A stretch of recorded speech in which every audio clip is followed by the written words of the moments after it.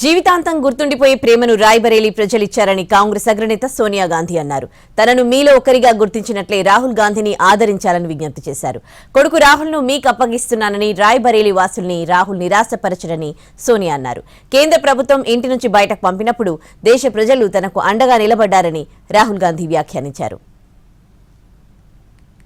రాయ్బరేలీ ప్రజలు తమ కుటుంబ సభ్యులన్నారు కాంగ్రెస్ అగ్రనేత సోనియా గాంధీ. లోక్సభ ఎన్నికల ప్రచారంలో భాగంగా కుమారుడు రాహుల్ గాంధీకి మద్దతుగా తొలిసారి ఎన్నికల ప్రచారం నిర్వహించారు. రాయ్బరేలీలో జరిగిన బహిరంగ సభలో ఆమె ఉద్వేగంగా ప్రసంగించారు. 3 దశాబ్దాలుగా సేవ చేసే అవకాశం ఇచ్చారని, రాయ్బరేలీ అమేధీలను ఎప్పటికీ మర్చిపోలేనని సోనియా గాంధీ అన్నారు. ఇక్కడి ప్రజలతో తనకున్న బంధం గంగామాత అంతా పవిత్రమైందని గుర్తు చేశారు.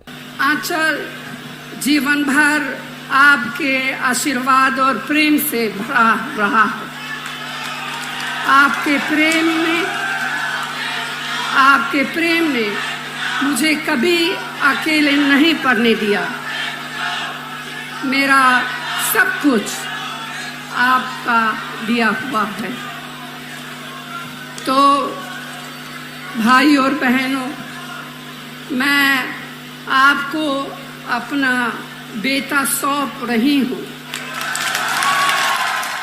రాయ్బరేలీ ప్రజలతో తమ కుటుంబానికి 100 ఏళ్ల అనుబంధం ఉందన్నారు కాంగ్రెస్ అభ్యర్థి రాహుల్ గాంధీ. తానెప్పుడూ నిజాలే మాట్లాడతానన్న ఆయన ప్రజల బాధలను తెలుసుకోవడానికి కన్యాకుమారి నుంచి కశ్మీర్ వరకు పాదయాత్ర చేశానన్నారు. లోక్సభ సభ్యత్వాన్ని రద్దు చేశారని, ఇంటిని తీసుకున్నారని గుర్తు చేశారు. దర్యాప్తు సంస్థలు సుదీర్ఘంగా విచారించినా తానేమీ భయపడలేదు అన్నారు. కేంద్ర ప్రభుత్వం ఇంటి నుంచి బయటకు పంపినప్పుడు దేశ ప్రజలంతా మేమున్నామంటూ ముందుకొచ్చారని అన్నారు. దేశ ప్రజల గుండెల్లో తనకు స్థానముందని స్పష్టం చేశారు.